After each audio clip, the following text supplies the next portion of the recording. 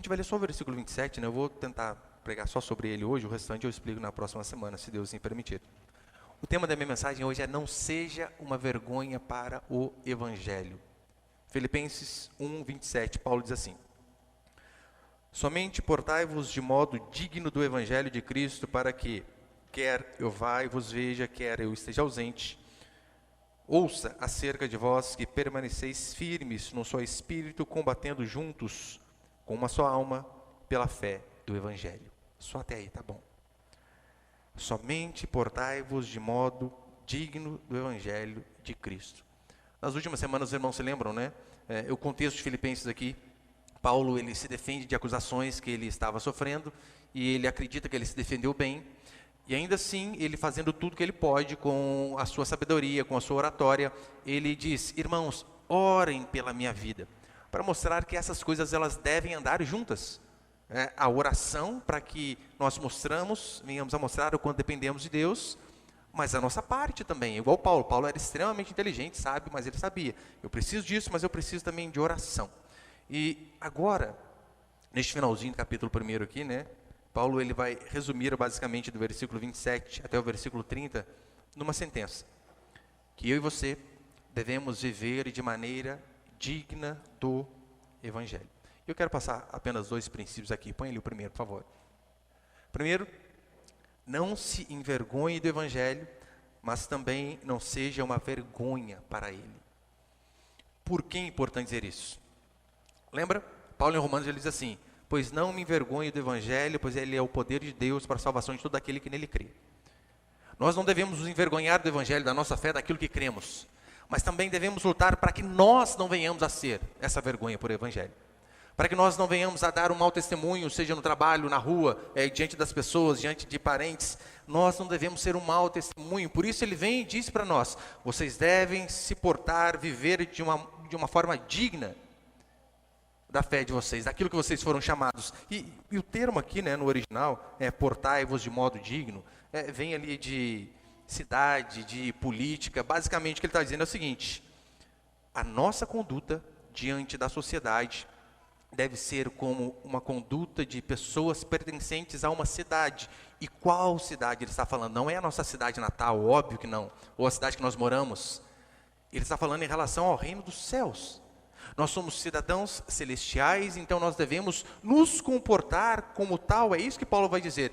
E por que ele faz questão de afirmar isso? Porque aqui em Filipos as pessoas valorizavam muito essa questão de cidadania, né? Olha, lembra Paulo, certa vez ele apela e diz: eu tenho cidadania romana. É assim que vocês fazem com cidadão romano?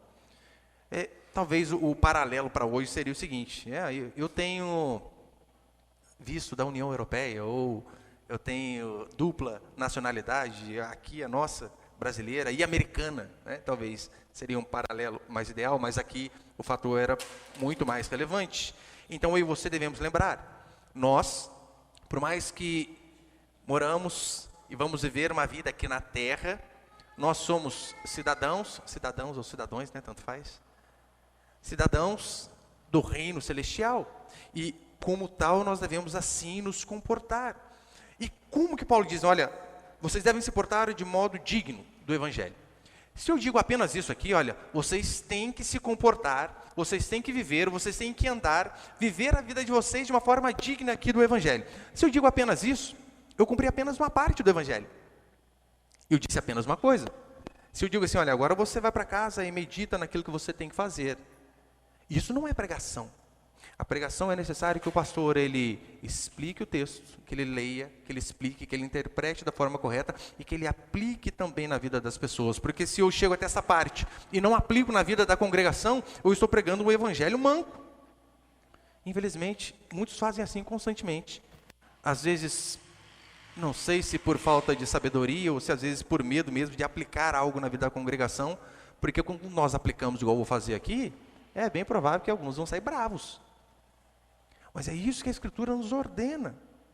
O que é viver de modo digno do Evangelho? Eu preciso pegar a teologia e aplicar na vida da igreja. Ou é mais ou menos o seguinte: eu digo assim, como eu já vi muito pastor dizer: olha, a Bíblia diz: arrependei-vos dos vossos pecados. Isso é verdade? Óbvio que é verdade. Mas que pecado, criatura? É necessário que se dê nome aos bois. Por que é necessário que se dê nome aos bois? Porque os homens de Deus assim faziam. Olha para o exemplo de João Batista, ele chega diante de Herodes, o rei, que poderia matá-lo a qualquer hora. Ele diz assim: rapaz, não te é lícito possuir a mulher de teu irmão. Ele diz na cara do homem: você precisa se arrepender do seu adultério, isso é um erro. Mas hoje em dia o que nós vemos é de pastor sabonete que escorrega para tudo que é lado e nunca responde. Ontem mesmo, né, minha esposa mostrava para mim um pastor muito conhecido dizendo assim, o pessoal perguntou para ele, o que você acha da Priscila Alcântara ou do cantor lá do JA, né, que agora não é cantor, mais é cantora, e o que você acha do fulano? Ele: vocês têm que cuidar da sua vida, vocês são crentes não, sabe quem que é, né? Vocês têm que cuidar da vida de vocês e tal, porque se fala a verdade em vida de rede social que muitos têm, se perde seguidores, se é cancelado, as pessoas falam um monte na cabeça da gente, daí o que muitos fazem? Eles dão um jeitinho de, né? Não, assim, ó, cada um que se arrependa dos seus pecados, mas ele não tem coragem de falar qual é o pecado. Mas olha como que Jesus agia, põe ele, por favor, Lucas capítulo 3, versículo 10, lembra? Jesus aqui, as pessoas estão se convertendo e então chegam nele dizendo: Senhor, o que faremos? Ele diz assim: então as multidões lhe perguntavam: o que devemos de fazer? Ele respondia: quem tem 2 túnicas reparta com quem não tem nenhuma, e quem tem alimento faça o mesmo. Depois chegou alguns publicanos diante de Jesus. Publicano era o cobrador de imposto, era como se fosse o político da época, porque é justo pagar imposto, né? Não essa quantia que a gente paga, óbvio, né? Mas é necessário. Paulo vai dizer isso em Romanos: nós temos que pagar imposto porque por conta da autoridade, por conta da segurança, pelo bem da cidade. E então chegam os publicanos diante deles e dizem assim: Senhor, e nós, o que havemos de fazer? Jesus diz assim para eles: não cobreis mais do que o estipulado. Aquele 10% de propina ali no começo da obra, esquece. Cobrem apenas aquilo que é justo. Depois chegam alguns soldados romanos diante dele, ele diz a mesma coisa: vocês, o que vocês devem fazer? Não tomem nada de ninguém à força, não é porque vocês têm o poder da espada, da lei, que vocês vão tomar alguma coisa de alguém. Não tomem nada à força. Não façam nenhuma denúncia contra alguém que não deve, e se contentem com o vosso soldo. O soldo é salário, né? Você consegue perceber que Jesus aqui, ele é extremamente prático na vida das pessoas? Você que está vivendo de maneira torta, e ele citava a maneira torta, ele dizia assim: muda de vida. Só que quando nós aplicamos o evangelho dessa forma na vida da congregação, alguns podem achar que somos invasivos demais, que a minha vida particular, quem julga é Deus. Essa semana eu ouvi isso. Quem me julga é Deus. E eu respondi para a moça, né? E você não tem medo? Você tem noção da frase que você está dizendo? Só quem pode me julgar é Deus. Mas o evangelho, ele faz isso. Ele vem justamente para nos moldar. Agora, o evangelho, ele te dá o bem mais precioso, a salvação e a vida eterna mediante a fé em Jesus Cristo. Ele não pode dizer o tipo de conduta que você tem que ter, o tipo de pecado que você tem que deixar, o tipo de atitude que você deve ter depois de ter crido em Jesus Cristo. Lembre, olha como era o contexto dos apóstolos aqui. Eles viviam numa cultura totalmente pagã, tanto a cultura grega como a cultura romana, totalmente pagã. E muitas dessas pessoas se converteram a Jesus Cristo e vieram para a igreja. Agora você imagina se os apóstolos, se eles não tivessem coragem de dizer: olha, essas manias que vocês tinham lá na cultura grega, na cultura romana, aqui não. Vocês precisam ser diferentes, porque o povo de Deus não faz dessa maneira. Se os apóstolos não tivessem a coragem de dizer isso para aquelas pessoas, elas não iam mudar sua conduta e iam continuar pecando da mesma forma. Eles tinham a obrigação, como arautos do evangelho, de falar para as pessoas o que elas precisavam mudar. Olha como que funcionava. Na época do Império Romano existia o culto ao imperador. Por isso que tinha, né? Ave César, salve César. Aí um romano convertia e vinha para a igreja. Você imagina Paulo, vai que eu falo para ele que não pode adorar outra coisa, outro ser sem ser o Senhor. Vai que ele fique bravo, né? Vai que chega um católico, converte, eu diga para ele assim, aquelas imagens lá, é tudo estátua de Satanás, você tem que quebrar, jogar fora, não existe outro Deus a não ser o Senhor. Se nós falamos isso, a pessoa pode ficar brava, pode ficar chateada. Mas Paulo não pensava dessa forma. Ou imagina, ali na cultura grega, onde existiam as ninfas, que eram as prostitutas cultuais. Meninas Moças, adolescentes que eram criadas durante toda uma vida para que, quando chegassem à adolescência, elas pudessem servir a Afrodite. De que forma? Relação íntima no culto com os membros que vinham adorar a Afrodite. Você imagina você se orgulhando, minha filha é sacerdotisa, faz a alegria do povo lá. Então uma pessoa dessa converte e vem para a igreja. Como? Esta prática não vai ser confrontada. E se ela quisesse fazer a mesma coisa ali? É de suma importância que o evangelho seja colocado em prática também. Paulo ele vai dizer ali em Romanos, que Romanos capítulo 1, ele vai falar a questão da relação íntima entre pessoas do mesmo sexo, sobre o homossexualismo. Então ele diz, olha, homem com homem, mulher com mulher, e começa a descrever o porquê é pecado aquilo ali.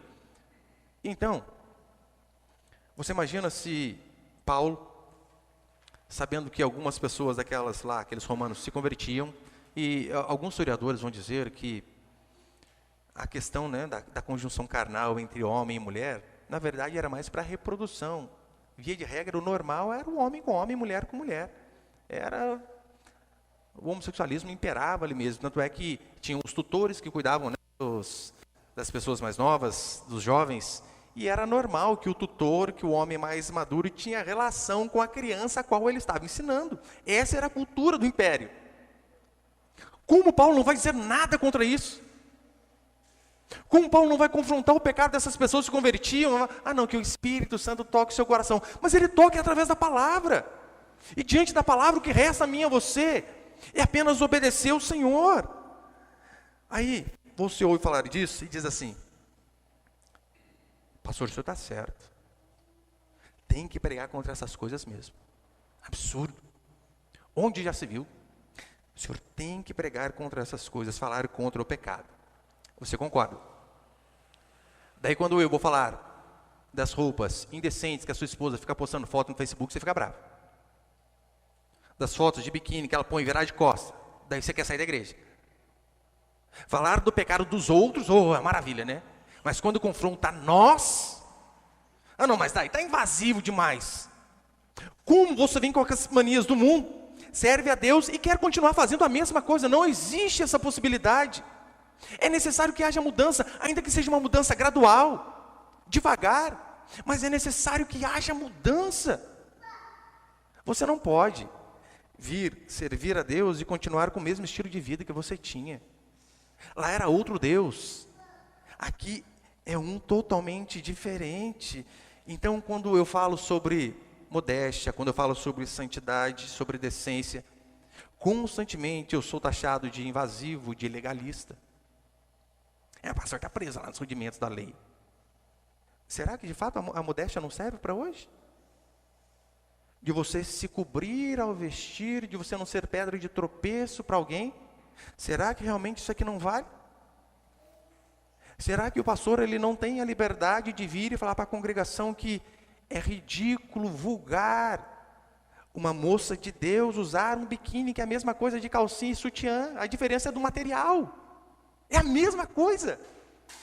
Ninguém aqui sai de calcinha e sutiã para a rua, mas por que para a praia vai? Pastor, mas o ambiente é outro. Então se você vai na igreja onde a luzinha é vermelha de fundo, está tudo escuro, que parece uma boate, você pode ter relação com outra pessoa. Não existe o caso. Temos que ser diferentes. Então eu falo, como que pode? O cara é crente, diz que é, né? Daí ele vai à academia, quase sem camisa e tira fotinha lá, porque depois que malha que tem que tirar foto, né? Antes não tem graça, né? Daí tem uma coisa ridícula, é o homem tirando foto, fazer biquinho, ou não é? Nossa. Mulher já é horrível, agora tá lá, o cara tira foto, mostrando o bracinho, mostrando o corpo, mostrando as costas. Um rapaz me bloqueou por conta disso, né? Ele falou, você toca bateria na igreja assim? Você é louco. Seu pastor sabe? Sabe! O que importa é o coração. Mas se o exterior não é bom, o coração é muito pior.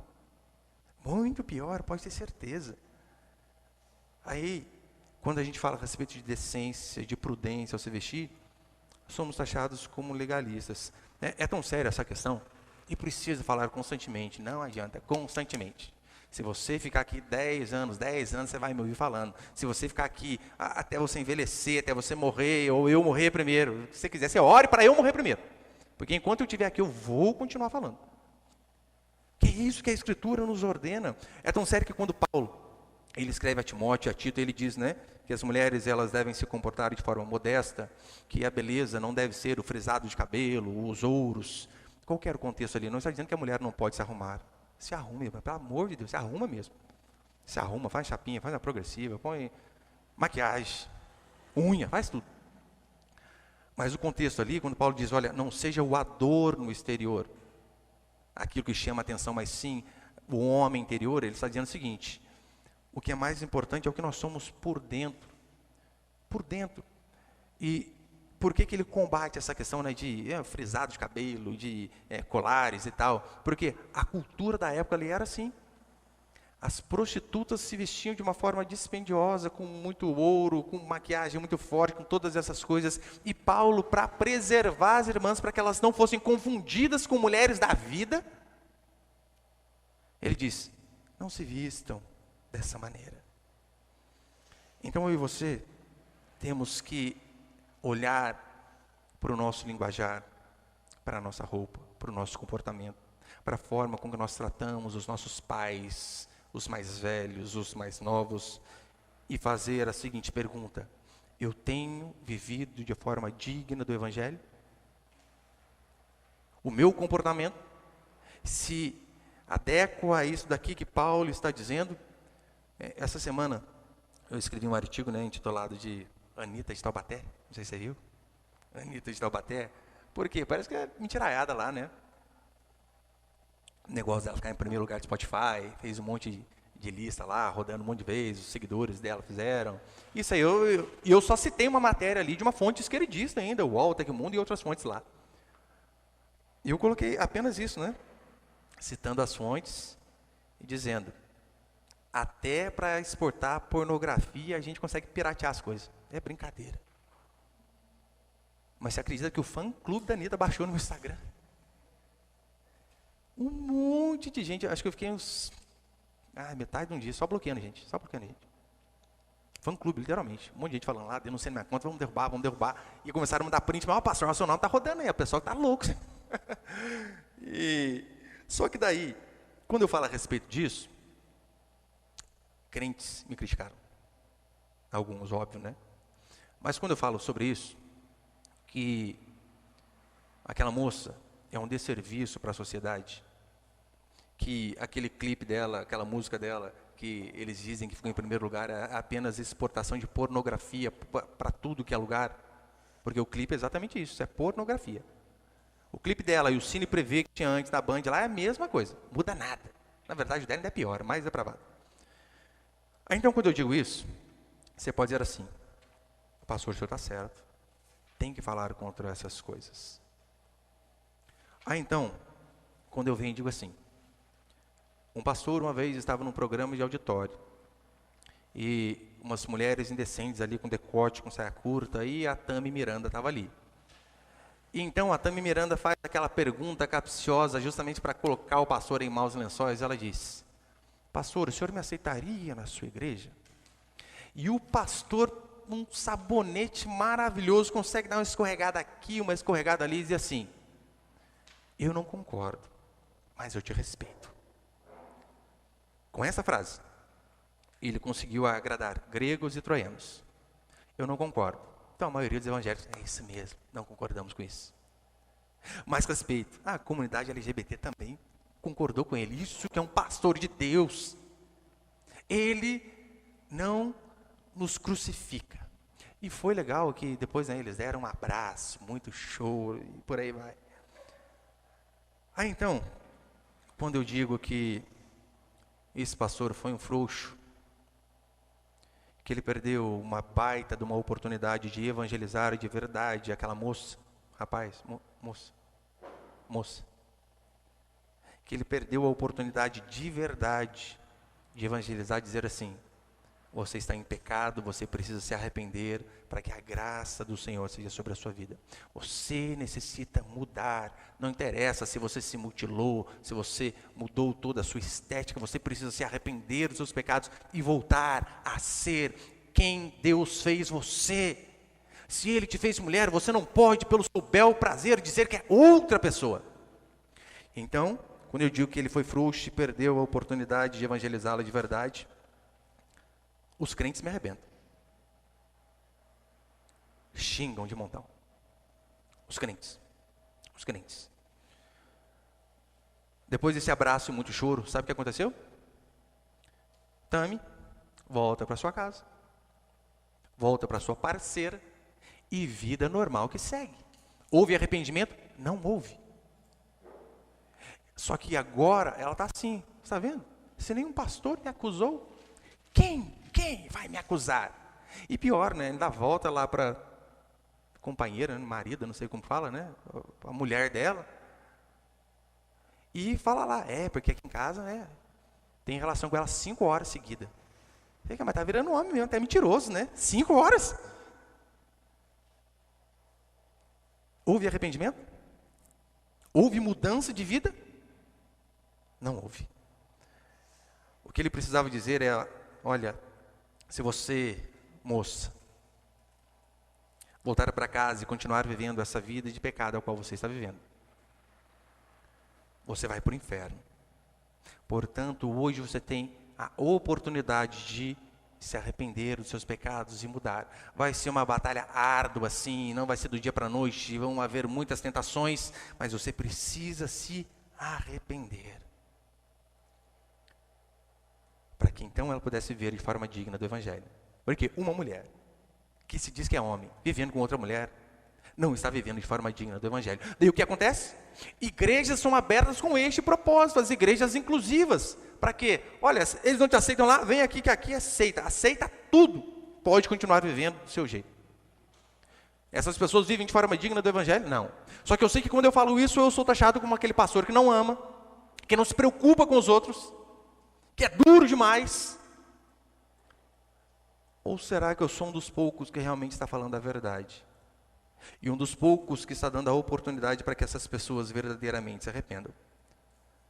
Essa semana, eu conversava com uma moça, crente aspas, né? Crente. E ela dizendo para mim, pastor, eu voltei para casa da minha mãe. Você não tinha casado? Ah, não dá mais, não dá. Não tem como viver com aquele homem. Eu falei, puxa, sério? Ele te traiu? Não. Ele bate em você? Não, pastor, nunca levantou a mão. Ele deixa de prover aquilo que você precisa, de te sustentar? Não, pastor, de forma nenhuma. Ele alguma vez colocou a sua vida em risco? Não, também não. Mas eu não aguento mais discussão, pastor. Ele é muito arrogante, ele não me ouve. Eu disse a ela, você é uma menina mimada. Precisa aprender a ser mulher e voltar para lá e resolver esse problema, e não de ficar correndo para a casa da mamãe. Só que eu sei que esse tipo de palavra, para os crentes de hoje, e o que aconteceu? O que você acha que ela fez comigo? Bloqueou, óbvio, né? Bloqueou. E os crentes Nutella, eles não suportam ouvir a verdade. Você acha que realmente separar por briguinhas frívolas é viver de modo digno do Evangelho? Você acha? Queimou arroz, nunca mais quero ficar com essa mulher. Demorou um pouquinho, estendeu no futebol ali, nunca mais quero saber dele. Isso não é dar um bom testemunho de homens e mulheres de Deus. Então, a grande função do pregador é explicar, ler o texto, explicar o texto de forma correta, interpretá-lo da forma correta, mas ele também precisa aplicar o texto de forma correta. Foi isso que Jesus fez, e isso que nós devemos fazer. Não foi exatamente assim que o Senhor agiu? Quando ele vem e diz para as pessoas, olha, ouviste o que foi dito, eu porém vos digo. Ele está ali interpretando o texto da forma correta, dizendo, olha, vocês estavam entendendo que era assim, né? Eu vou explicar para vocês. Vocês pensavam que o adultério era apenas um rapaz, uma moça, ir para um motel com a vizinha? Eu, porém, vos digo, aquele que olhar para uma mulher com intenção impura já cometeu adultério no seu coração. Ou seja, ele explica que o pensamento impuro em si, para Deus é configurado pecado do mesmo jeito. Então é de suma importância que você se analise constantemente sobre como eu estou vivendo.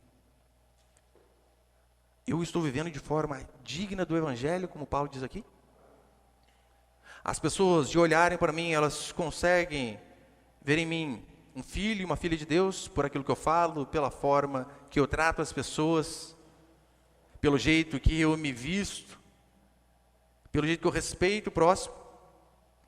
Por que é importante isso? Porque você leva o nome de um Senhor.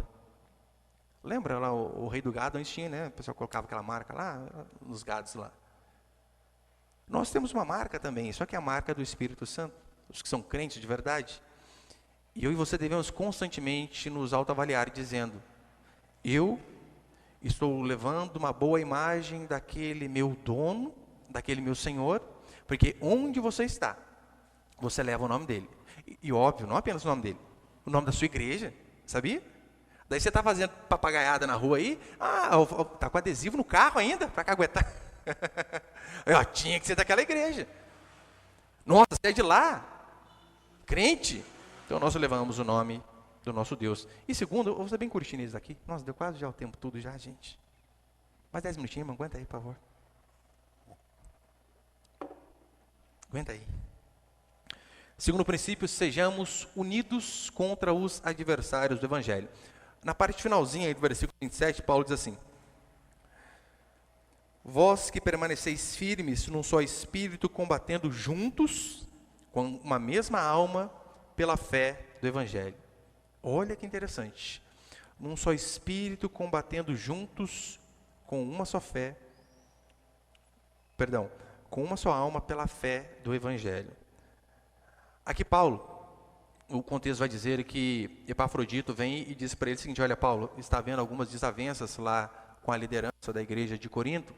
E então Paulo diz assim: isso que está acontecendo na igreja é um mau testemunho para a gente, para nós que somos cristãos. Então Paulo diz que esses homens deveriam se reunir e acabar com esse falatório que estava acontecendo em relação à liderança da igreja. Paulo estava dizendo o seguinte: olha, combata esses líderes que estão dando mau testemunho. Então, apenas com base nisso daqui, nós já podemos descartar de vez aquele papinho de não julgueis. É por quê? Porque ele só lê em Mateus capítulo 7, versículo 1, não lê o restante. Do versículo 2 em diante, você vê Jesus explicando a forma correta como nós devemos julgar. E a Bíblia, a analogia assim, né? A Bíblia nos ensina que nós somos o corpo de Cristo. Mas há alguns que estão infiltrados ali no meio, que não passam de tumores malignos que devem ser arrancados. Devem ser colocados para fora. Principalmente aqueles que estão em liderança.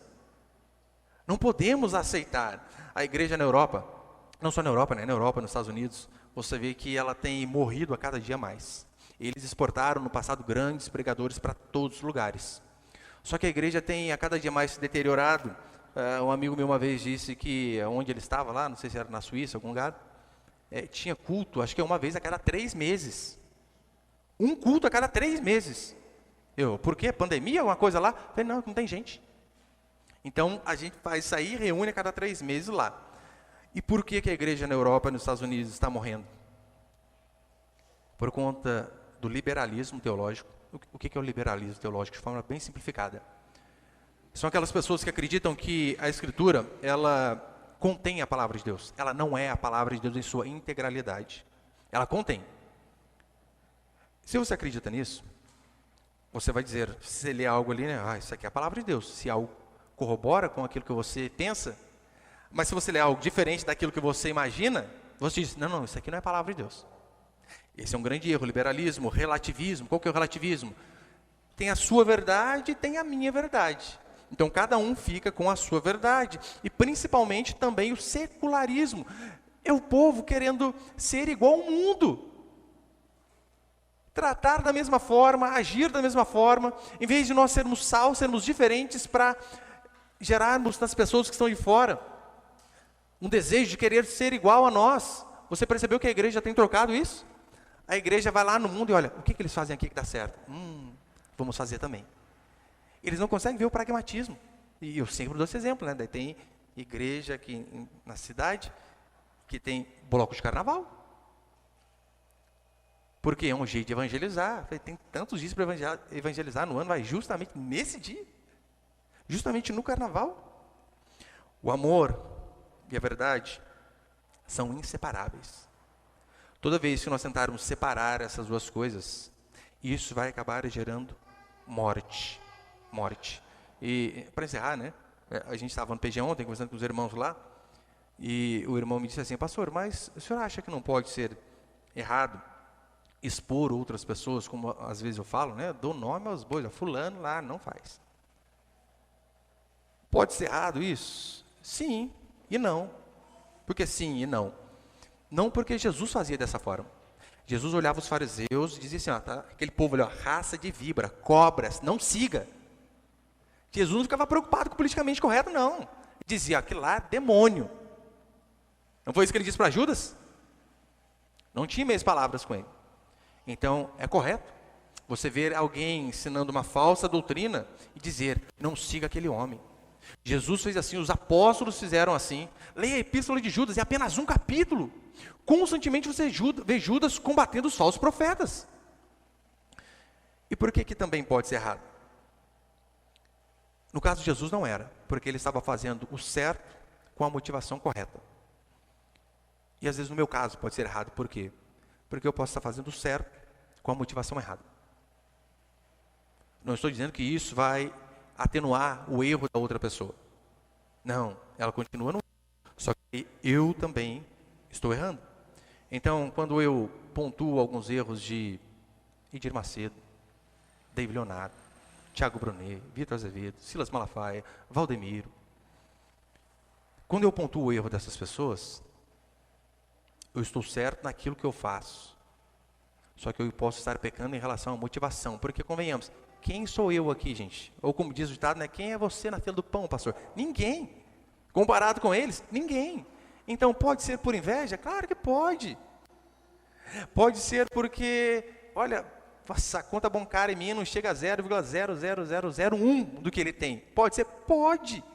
Pode ser porque o canal dele no YouTube tem milhões e o meu não tem nada. Pode. Então eu passo a estar errado também por conta do quê? Por conta da motivação errada, mas eles continuam no erro.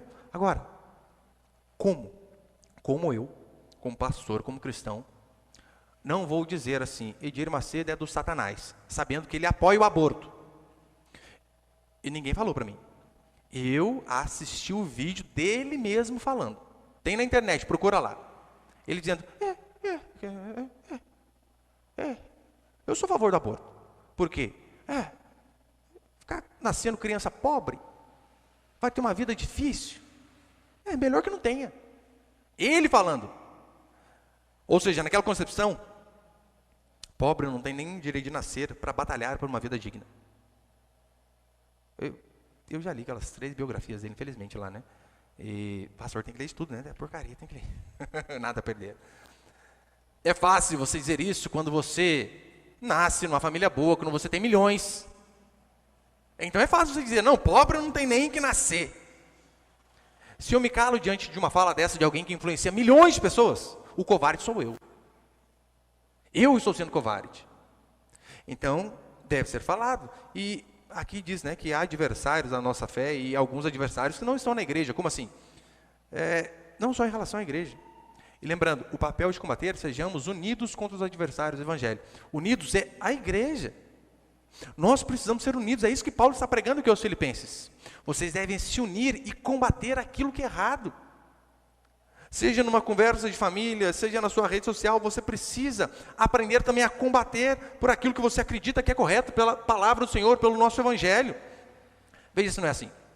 Hoje, qualquer pessoa pode mudar de sexo, né?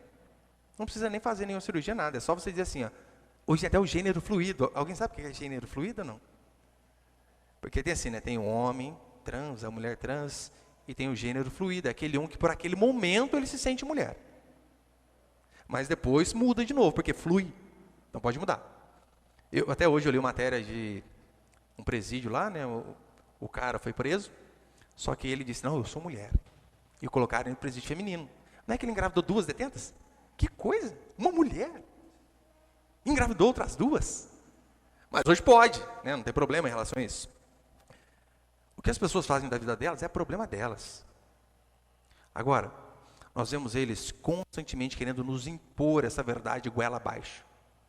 Dizendo que nós temos que aceitar que os nossos filhos, aqui, né, tem uma galera de irmã grávida aqui na igreja, que os nossos filhos, eles não nascem menino ou menina, eles nascem menine ou meninix, e quando eles crescerem, eles escolhem o que eles querem ser. Que a criança é neutra. Beira a hipocrisia. Uma que é loucura, né? Loucura. Mas beira a hipocrisia. Eu estou lá vendo o chá de bebê da Tami Miranda. Com o filho dela. Não sei como que ela fez, né? Alguém fez no lugar. Daí ela está lá. O chá de bebê dela.